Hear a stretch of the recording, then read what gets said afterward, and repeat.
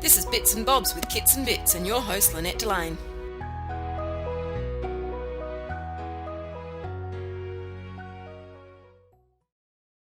When you're talking, we're talking about the logo and the branding and all of that sort of stuff. And I think most people, when they get the business idea, they immediately think logo.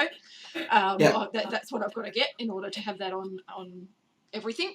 But this day and age, in particular, personal branding is really important, isn't it? So I found that when I first started, I was going to, not pretend, but be the business that I wanted to be. So I was all like we and our team and all this sort of stuff, and got very little engagement because there was no me. And then the minute that I started putting photos of myself and stories about myself and all of that sort of stuff, it changed the way my business engagement happened. So do you want to, what's your thoughts on personal branding? Well, it's an interesting one because I have a very different perspective in the sense that when I first started getting into business, I went to attend I went to learn a lot before I started my business. So I went to a workshop with Peter Alexander. Okay. And he talked about branding. Mm-hmm. And what he said was that when he first started 20 years ago, he worked around a table and he was the person that answering the phones, making the outfits. And what he really started doing right from the beginning was that he chose to really brand himself by providing excellent customer service. Mm-hmm. So what he did was that he went, what am I about? Mm-hmm. What is it that makes me unique? And what makes me really special is the service I provide to my clients. So by him delivering that that's his name. He used his name as his brand. So what he did was that he really decided to really flesh that out by saying, when you come to Peter Alexander, you're going to get excellent service, you're going to get things just in time, and you're going to get excellent quality. Mm-hmm. So by him building up what his brand represented, he then started, of course, building his brand, putting it out into retail outlets, always knowing that he was going to be the quirky, his brand is about the dog and himself.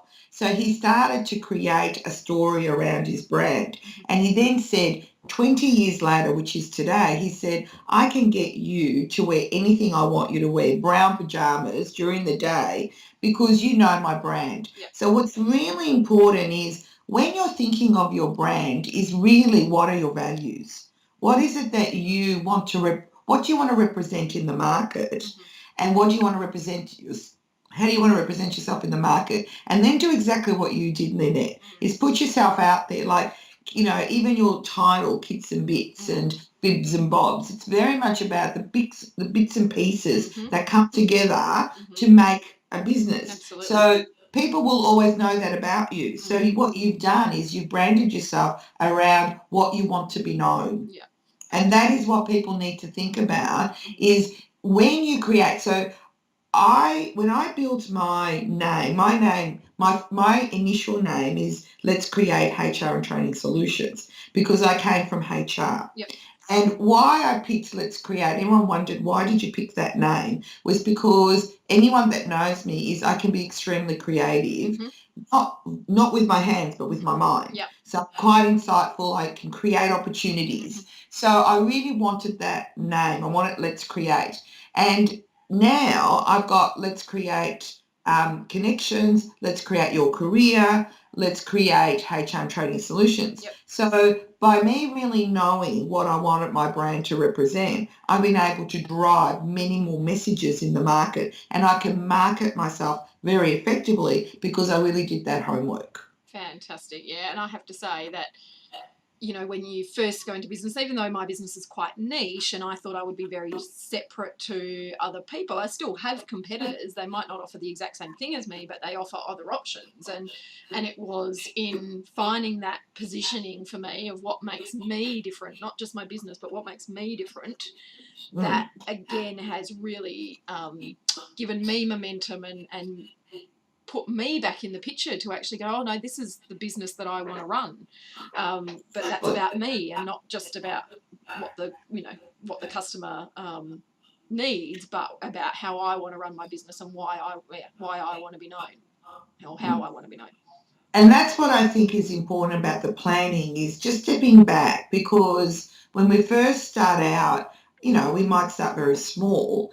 It's very much about then, that's why the plan, there is part of the plan is your vision. So when you think about yourself and the vision you want to become, it's really, when you do that bit of work and that bit of reflection, that sets you on the right path to go, that's where I want to go, and this is what my brand represents. It's going to meet that outcome. So it is important to just step back and think it through rather than jump in, because, how many times have you seen people rebrand, change, because they just didn't do that work, and that costs money, which we can't afford when we're small business owners, or when we start out as sole traders, small business owners. Yeah, and I think there's rebranding because you've actually realised that that's no longer your thing, or you're taking a pivot, as they call it these days,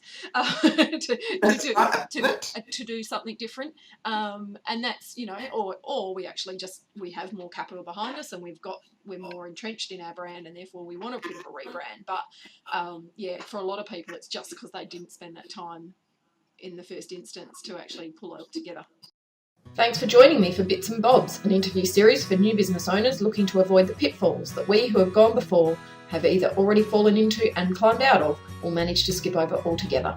Please subscribe and watch other episodes where I, along with other business owners, dive into some less talked about and sometimes tough subjects, highlighting some of those I wish I had known topics, so that you can get your business going faster and easier.